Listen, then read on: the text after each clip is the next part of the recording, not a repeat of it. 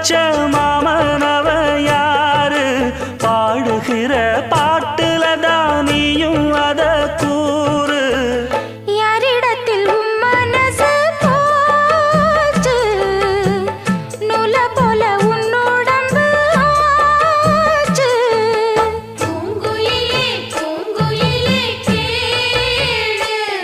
நீ பாட்டெடுத்த காரணத்தை கூறு யாரிடத்தில் உன் மனசு போச்சு நூல போல உன் உடம்பு ஆச்சு